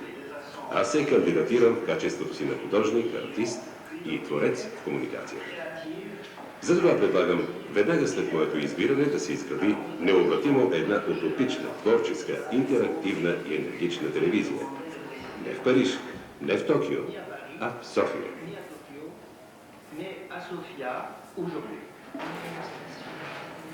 Човек, който търси пътища към предното хилядолетие. Alors le lendemain, bien sûr, ça passait dans la télévision. Il y a une image de la présentatrice de la télévision. Ça, je peux la passer maintenant. La présentatrice de la télévision de la première chaîne bulgare qui parle de... Voilà. Alors c'est traduit, ça, vous allez voir, c'est... От нас френският художник на комуникацията и преподавател в Сорбонския университет в Сорбоната по проблемите на мас-медиите, господин Фред Форест, е със специална задача, с интересна кампания, както той се изразява в България. Вниманието му, казва се, е насочено към българската телевизия. От днес господин Сапарев има сериозен съперник. На среща с журналисти, прочутият Фред Форест, човекът мас-медия номер 1 според френската преса, изрази желание да представи кандидатурата си за ръководител на българска телевизия. Всъщност става дума за утопична телевизия. Телевизия извън лапите на комерциалното и досадното политиканство. Телевизия създавана с нерв и артистичност. На бъдещите си поддръжници господин Форест каза, че няма да иска заплата. Жестът му трябва да се възприема като елегантна провокация, а амбициозната му цел е да се измисли нещо ново, нова телевизия, която да бъде за пример на презадоволените общества. А ново се ражда само там, където старото се отива. Господин Форест предложи задочно на господин Сапарев, без да го познава, разговор-дискусия между двамата на българския телевизионен екран. На въпроса дали прокламацията му не е шега, той отговори с сентенцията: за твореца не е от значение дали е сериозен или не, важното е да бъде отговорен. Alors, Sophie, tu me disais juste à l'instant que effectivement il y a un lien quand même entre l'esthétique qui est produite. On l'a vu dans le montage au tout début de l'autre vidéo qui anticipe toutes ces la société hyper industrielle que Bernard Stiegler avait identifiée à travers l'emprise des agendas électroniques qui occupent notre quotidien en tant que consommateur de biens culturels et tout simplement bons petits soldats.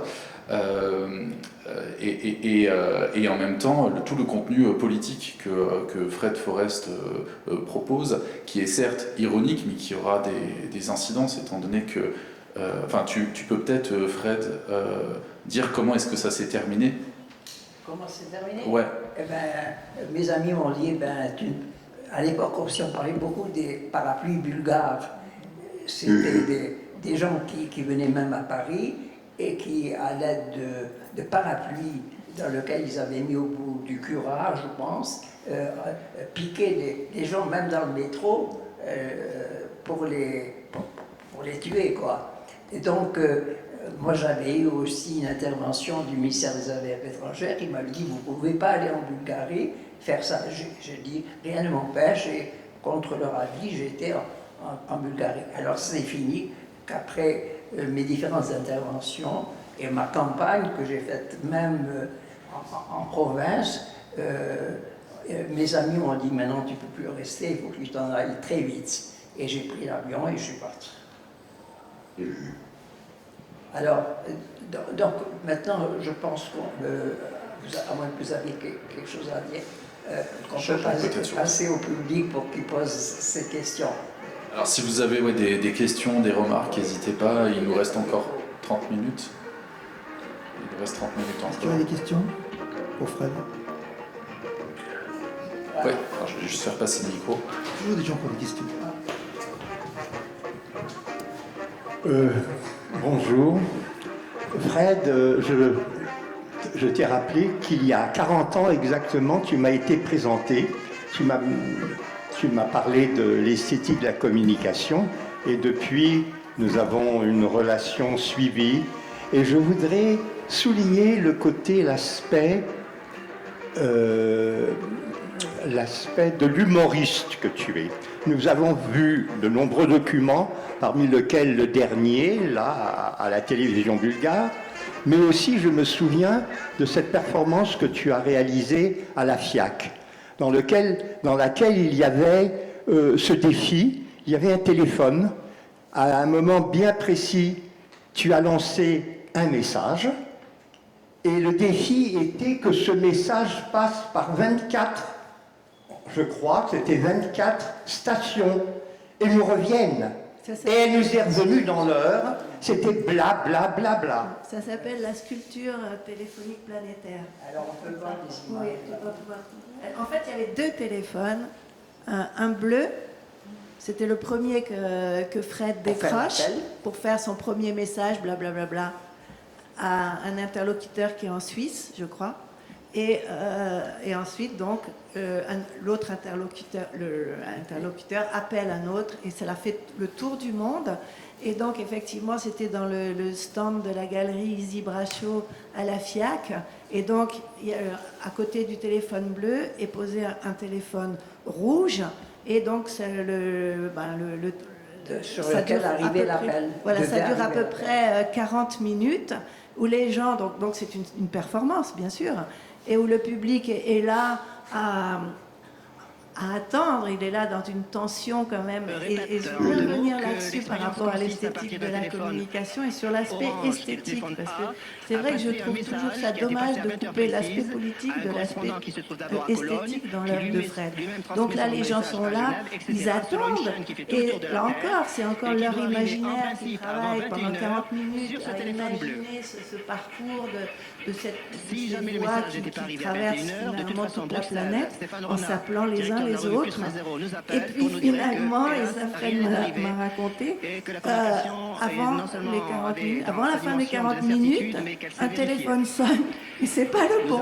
Il y a un autre téléphone dans un stand à côté qui a sonné et les gens, ils ont une espèce de soupir de soulagement et d'émotion. Et puis tout le monde rigole parce que c'est pas le bon. Et en fait, après, le bon appel arrive sur le téléphone rouge et là, c'est à nouveau un deuxième soulagement et une émotion. On imagine l'émotion, bien sûr, esthétique. Et là aussi, ça souligne l'aspect multimédia de l'œuvre de Fred, puisque le son a vraiment énormément d'importance avec toutes ses performances, où notamment il a utilisé le téléphone. Voilà. Et Sophie, reprends la parole. Je pense qu'une autre performance dont nous avons eu le témoignage ici, c'est donc celle à la télévision belge, où très sérieusement tu invites tout le monde à faire une pause, enfin à être photographié. Donc ce qui est évident, c'est que très sérieusement, avec de nombreux clins d'œil et de sourires, tu nous invites à jouer avec toi. Et c'est cet aspect d'humoriste que je souhaite souligner maintenant. Merci Nathan. Je pense que les artistes, comme tous les gens, quand ils ont quelque chose à faire ou une performance, ils sont artistes, consciemment ou inconsciemment, c'est eux-mêmes ce qu'ils sont qui traduisent. Et les gens qui me connaissent savent que, poser la question à ma femme, que l'humour, chez moi, est une permanence. Oui, tout à fait. C'est une vision aussi un un regard toujours décalé, de toute façon, sur le monde, quelles que soient les circonstances de la vie tout à fait, on va dire, pragmatiques et quotidiennes. Et lui, il arrive toujours à en tirer effectivement un regard tout à fait décalé et humoristique. Et alors aussi, une constante qui est à la fois dans son œuvre et chez lui, c'est il est toujours dans l'imagination et il a toujours mille projets. Là, Maniela l'a dit tout à l'heure, donc le site, donc je vous encourage à aller voir l'exposition dans l'espace des nouveaux médias. Il y a à peu près, je crois, 250 actions, il y a à peu près 300 vidéos. En fait, il y a, je ne sais pas combien, mais il a je ne sais combien de projets inachevés qui ont été répertoriés dans une thèse qu'on peut trouver sur Internet, qui est la thèse d'Isabelle Lassignardi, donc des projets qui n'ont jamais vu le jour.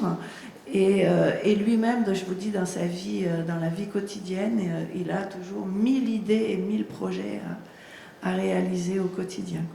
Alors maintenant, je suis sûre, et vous n'allez pas me contredire, qu'il y a une autre question parmi vous. Voilà. Et d'autres mains qui sont levées. Oui, bonjour. Tout à l'heure, on a parlé d'ironie pour la campagne présidentielle à la télé bulgare, mais j'ai l'impression que, oui, certainement il y en avait, mais j'ai l'impression que c'était aussi tout à fait sérieux, que cette idée d'avoir accès et de contrôler d'une certaine façon un poste de télévision nationale et ce qui s'y produit, et de faire autre chose que du mass média classique, quelque part, ça aurait été aussi une performance bienvenue chez Fred Forrest, me semble-t-il. Ça, c'était juste une remarque.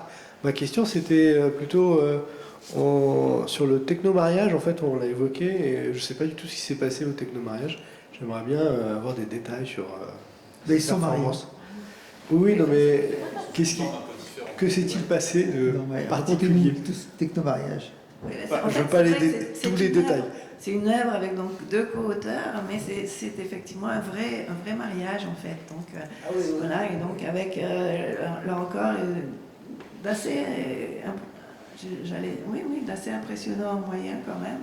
On avait carrément un quart régie vidéo qui filmait. On a fait appel à un ingénieur informatique, Bruno Herbella, qui a donc conçu un programme de réalité virtuelle. Moi, je travaillais déjà avec des œuvres en réalité virtuelle interactive, et là, pendant tout le mariage, en fait, on avait donc nos capteurs Polémus. Alors, celui de Fred, le mien, il était caché sous un petit chapeau rose, et voilà, vous allez le voir. Et Fred, lui, on le voit sur sa tête, le capteur. Et donc, à chaque fois qu'on se regardait, on déclenchait de l'imagerie par nos gestes, interactivement en temps réel, de l'imagerie liée à des fleurs, des cœurs, ou des... Un programme auquel tu as participé étroitement toi-même. Voilà, où j'ai participé à la conception, où j'ai créé les images des 2 avatars que vous voyez. On avait aussi l'avatar du maire, là, qu'on voit en réel, André Santini. Voilà, on voit son avatar avec son écharpe de maire. Et on voit donc nos 2 avatars donc, dans ce programme de réalité virtuelle qui était donc affiché sur un écran pendant toute la cérémonie d'un mariage, qui est un vrai mariage, hein, tout à fait traditionnel, entre guillemets. Par contre, quand même, les témoins, ils étaient à la fois physiques, dans l'espace physique, on en avait 3, et aussi à distance. Il y en avait un à Tokyo et l'autre à New York. Et nos cartes étaient à Chicago. À Chicago. Et Charles, l'autre, un compositeur qui était à Tokyo. Ce que j'ai voulu mettre en évidence, c'est l'abolition de la distance. À l'aide de cette technologie, maintenant, voilà, Michael est avec nous, alors qu'il est en Virginie. Et donc, dans cette vidéo où les témoins sont à distance, c'est le même problème qui est évoqué. Voilà, alors maintenant une autre question, s'il vous plaît. Bonjour, Bonjour. Merci beaucoup pour le moment en tout cas qui est formidable, auquel je suis très heureux d'assister.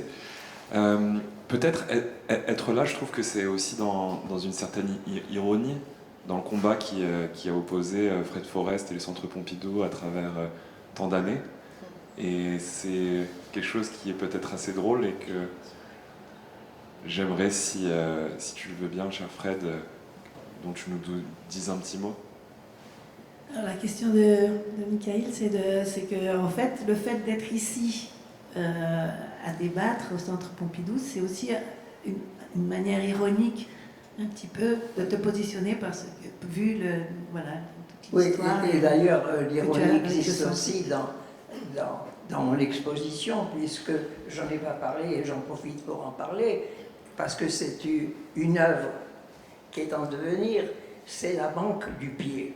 Alors ça aussi c'est ironique que le Centre Pompidou fasse donner à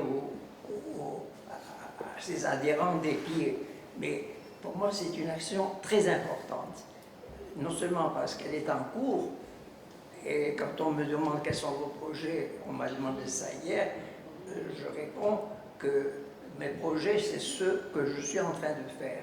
Et cette action est importante parce que c'est une action réseau. Et au moment où le Centre Pompidou va fermer, moi, je parie à quoi elle consiste. Et je vous invite à y participer. Vous prenez une feuille blanche, vous la mettez au sol, vous posez votre pied nu dessus et vous tracez autour son contour. Et une fois que vous avez fait ça, vous dessinez à l'intérieur du pied ce que vous voulez à l'aide de la technique que vous voulez. Vous prenez votre smartphone, vous prenez une photo, et cette photo, vous l'envoyez à une adresse qui vous est donnée sur mon site, et elle est reçue ici sur le site, et elle est mise immédiatement sur écran. Donc, les gens, vous pouvez faire cette action depuis ici, depuis le centre, mais depuis chez vous aussi, et les gens depuis chez eux, à l'aide d'un lien qui les est donné, peuvent voir défiler tous les pieds qui leur a été envoyés. Voilà. Je ne sais pas si j'ai répondu à votre question. L'adresse, c'est labanquedupied@centrepompidou.fr. C'est très simple. Et Fred, n'est-ce pas, enfin, ça me fait penser à l'expression qui aime bien, châtie bien, donc entre toi et le Centre Pompidou. Tu l'as fait aussi avec le musée des Beaux-Arts de Lausanne, n'est-ce pas? On a exposé le résultat de ton action, la maison de vos rêves, et le personnel du musée a jeté à la poubelle les contributions des membres du public. Alors toi, en tant que président du territoire du mètre carré, tu as déclaré la guerre à la Suisse, et pendant, je crois que c'était une année ou deux, tu as mené une campagne épistolaire où tu as écrit à un tas de gens en Suisse pour essayer de retrouver ces œuvres qu'ils ont perdues. C'est aussi un autre très bel exemple de ton sens de l'humour qui met mal à l'aise, les institutions. Alors, je tiens à préciser qu'au Centre Pompidou, on conserve les œuvres qui sont produites par les visiteurs. Pour ce qui est de la Banque du Pied, et grâce notamment à Emmanuelle Martinez et Rossella Cinani, qui est la co-curatrice de l'exposition, et que j'en profite pour remercier ici, et que c'est évidemment des contributions, même si ce qui fait œuvre dans la Banque du Pied, dans cette installation participative, c'est aussi le concept qui peut être activé, réactivé dans des espaces différents, bien plus que les œuvres en réalité qui sont produites et qui viennent alimenter sur des mois l'installation. Quand bien même il s'agit aussi de préserver ces contenus qui sont super intéressants et qui marquent une époque, celle de cette exposition 2024 de Fred. Et Nicolas Ballet, qui est donc le commissaire de mon exposition, est ici trop modeste, parce que remets les images de la Banque du Pied, s'il te plaît. Moi, j'ignorais que Marcel Duchamp avait fait une œuvre autour du pied. Torture morte. Voilà, et il a signalé, et cette œuvre était exposée, voilà, c'est un Duchamp qui est exposé, qui était exposé parce que je ne sais pas pourquoi on l'a enlevé. Pour des raisons de préservation, c'était les 2 ou 3 premiers mois de l'exposition. C'est une sculpture de Marcel Duchamp qui était exposée juste à côté au niveau de la banque du pied pour faire ce lien humoristique, évidemment ironique avec ton installation, Fred, et en même temps, d'un point de vue très formel, ça correspondait à ce que tu proposais autour d'une œuvre qui est aussi très drôle, hein, celle de Marcel Duchamp de manière générale l'est, très ironique, évidemment très intelligente, anticipe des problématiques qui sont encore d'actualité aujourd'hui, et là en l'occurrence c'était un pied de nez face à la peinture comment dire, bien exécuter la peinture ancienne à travers le trompe-l'œil en disposant des mouches réelles sur ce pied en plâtre. Voilà, qui viennent chatouiller ce pied et qui, encore une fois, correspondait bien à ce que tu voulais montrer, c'est-à-dire prendre part aussi aux médias de notre époque d'une manière tout à fait différente, c'est-à-dire en étant plus passif, mais en participant de plein pied à une œuvre. Oui, alors, une nouvelle fois, je renouvelle auprès de vous cet appel lancinant. Passez à vos amis l'information de la banque du pied. Parce que mon propos et mon pari, c'est que par expansion, cette œuvre circule dans le réseau, mais non seulement en France, mais au plan mondial. Et donc, c'est sans doute une de mes dernières grandes actions que je fais, parce que j'ai actuellement 91 ans. Donc, aidez-moi à la réussir en diffusant vous-même au maximum le mode d'emploi sur la banque des pieds que vous trouvez sur mon site. Voilà. Et moi, je voudrais ajouter aussi que le pied, c'est pas du tout un hasard par rapport à toute sa problématique, puisque c'est quand même l'organe qu'on utilise pour prendre position justement sur un territoire. Donc c'est qui est presque le thème, le leitmotiv dans l'œuvre de Fred Forrest avec le territoire du mètre carré. Et là justement, l'image que nous affiche Manuela est super pertinente puisque ce sont des pieds qui étaient justement sur le territoire. Pas sur les news. Pas sur les news. Vous allez voir. Attends, j'ai pas fini ma phrase. J'ai fait participer à mes actions. J'ai eu mon fils qui a 26 ans, vient d'avoir une petite fille. Et elle participe pour l'histoire du pied, oui. Ah oui, oui. Ah oui. Est-ce que tu as fait, un pied voilà, ce que j'étais en train de dire. Alors là, voilà. Voilà, on la voit, là, c'est ses premiers pas, là. Oui. Et le cri de victoire qu'elle...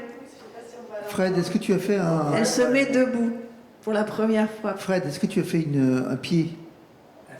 Non, un pied. Est-ce que tu as dans la banque du pied? Est-ce qu'il y a un pied de Fred Forrest? Est-ce qu'il y a ton propre pied? Est-ce que tu as participé? Bien sûr, bien sûr. J'ai reçu un nouveau pied de ta part et de Fred par mail il y a quelques jours, donc oui. Alors, donc, et alors, on ne retrouve pas. Bon, ça fait rien. Donc, bon, alors tu clôtures. Oui, peut-être on a le temps pour une question encore. Là, on a 5 minutes, 10 minutes. Si vous le souhaitez, profitez-en. Est-ce que cette idée de banque du pied, j'ai une question, est-ce que cette idée de banque du pied, Fred, c'est de les mettre les uns et les autres et de faire un long chemin? Est-ce que c'est une suite? C'est quoi, qu'est-ce qui prévaut à ce... Il y a une photo qui figure ses pieds sur une route, mais les différentes photos. Manuela, mais la banque du pied... Oui, mais il y a une photo... Non. Ça fait rien. Tu en cherches une en particulier, Fred? Oui. De photos? Pardon? Tu cherches une photo en particulier de la banque du pied? Oui, celle où il y a tous les pieds qui marchent sur une route. Qui répond à la question. Voilà. Et on va trouver ça. Sinon, pendant qu'on cherche, est-ce qu'il y a une dernière question?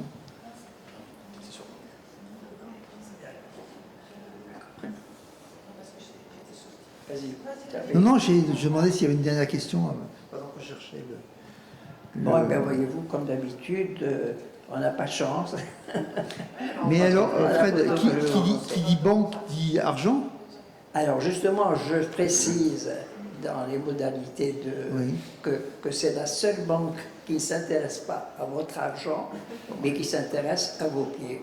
C'est écrit ici sur mon site. Alors ça, ce sont des images que vous trouvez sur mon site. Et là, il y a les modalités. Voilà. Ah, c'est voilà ça. la photo que tu évoques, avec les pieds qui marchent une route. D'accord. Voilà. Et pour l'instant, cette banque, elle a combien de pieds? Je ne sais pas. Mais je crois vous que pour savez, l'instant, on a 800. pour être tout à fait transparent, 800? moi qui sais m'intéresser dans cette exposition, c'est que pour la première fois, un artiste, c'est-à-dire moi, avait la possibilité d'un mailing en nombre énorme, puisque le Centre Pompidou posséderait 300 000 emails. Alors pour moi, comme pour le Monde, ce que j'ai fait à la télévision, c'était l'occasion unique d'utiliser cette exposition pour faire cette œuvre réseau et pour voir si, pour corroborer ce que je pensais, cette œuvre allait se développer, mais on est tout à fait au début. On n'a pas encore lancé la banque du pied, elle va être lancée dans les jours qui viennent, et là on verra si j'ai raison et si. Mais cette expansion, elle se fait lentement parce que les gens se transmettent la photo, se transmettent les modalités de participation, et puis il faut qu'ils aient le temps de dessiner, de le faire, de vouloir le faire. Mais d'ici 15 jours, on saura vraiment si j'ai gagné mon pari. Mais je le gagnerai avec des gens qui sont acquis à mon idée et qui aident à cette diffusion. Voilà. Est-ce qu'il y a encore une question sur la façon dont on peut aussi, évidemment, on se doit d'accueillir ces initiatives pour remettre à certains moments l'institution, la faire évoluer et toujours être ouvert autour des interrogations que, en l'occurrence, tu as soulevées. Oui, ok.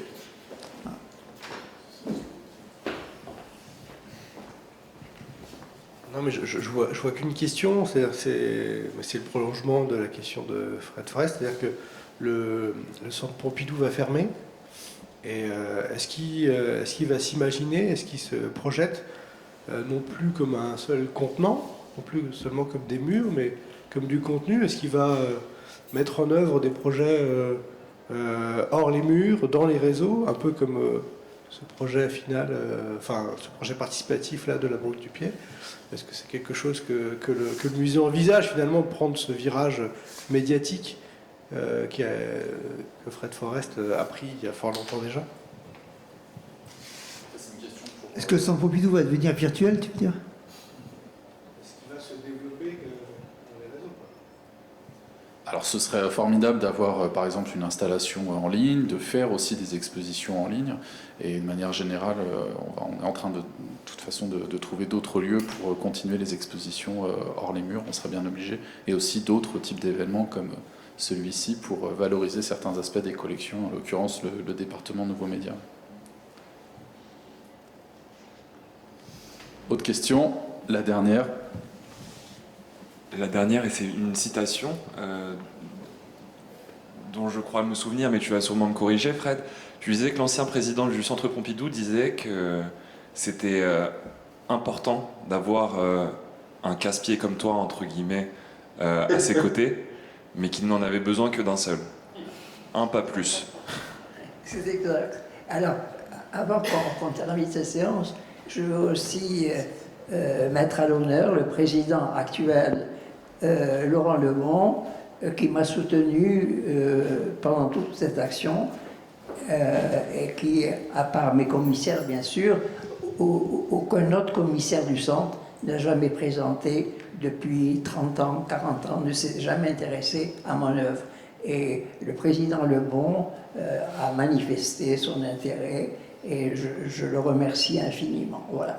Et comme me disait un de ses présidents précédents, qui a été aussi formidable pour moi, c'est Alain Seban qui disait, comme tu le dis, que mon mon action, à quelqu'un qui demandait pourquoi il m'avait fait faire cette exposition en 2017, il répondait parce que j'estime que Fred Forrest est un artiste valable pour exposer et que en exposant chez nous, il nous aide nous-mêmes, administrateurs et gestionnaires, à sortir de nos voies déjà tracées et envisager des choses nouvelles. Mais il faut qu'un seul artiste comme vous, il n'en faut surtout pas deux. Voilà. Je voudrais juste ajouter quelque chose là, pour rebondir d'ailleurs sur la question intéressante du fait que effectivement le centre Pompidou physique va fermer, mais que finalement les œuvres elles peuvent continuer à vivre et à exister. Et je voudrais parler du projet de Céline Chen qui est là parmi nous, qui est une artiste qui a conçu justement un projet qui met des œuvres en réalité augmentée. Donc ça s'appelle la cyberflânerie. Donc on a fait ça, j'ai eu l'honneur de le faire avec elle et avec 8 autres artistes. Donc il y a Valérie Grancher, il y a Hermine Bourdin, enfin bon, voilà. Et donc, enfin voilà, et donc le principe c'est donc d'installer les œuvres dans un espace. On l'a fait donc au Jardin des Tuileries en septembre dernier, hein, c'est ça. Voilà, donc ça peut être aussi une idée de développer des œuvres, des contenus finalement partout dans le monde. Voilà. Voilà, bien, nous vous remercions. Je vous remercie personnellement beaucoup de Nous votre n'oublions pas présence. Mickaël, Mickaël qui est toujours à... Voilà, ce site-là est assez complet sur mes archives. Vous pouvez retrouver tous les documents que vous avez vus et je vous invite à le visiter plus tranquillement depuis chez vous, quand vous aurez le temps. Voilà, merci à vous. Merci. Alors merci à tous les intervenants et intervenantes aussi, à Mickaël en ligne, et également donc au personnel du Centre Pompidou. Je pense à Emmanuel Martinez, à Rossella Cillani, aux personnes de la communication et des relations publiques, notamment Valentine Dola, Geneviève Père ou encore Paul Mouret, et aussi à toute l'équipe technique aujourd'hui qui a pu se mobiliser sur les deux week-ends, sur ce week-end, pardon, sur les 2 journées, donc hier et aujourd'hui, avec François Pégalajar, Gaspard Frein, Gaël Manac, Robin Viéville ou encore Célim Bibi Morena qui est à la vidéo, et Émile Vaïd qui nous a aidé à sortir tout ce mobilier, et Nicolas Lecourt pour le son. Merci à tout le monde, voilà, ça fait beaucoup de monde. Vous vous rendez bien compte que pour rien qu'organiser une conférence comme celle-ci, ça demande de mobiliser aussi pas mal d'efforts, avec plein de corps de métier passionnants. Donc merci à eux et à bientôt pour d'autres événements, d'autres aventures au Centre Pompidou. Bon week-end. Merci.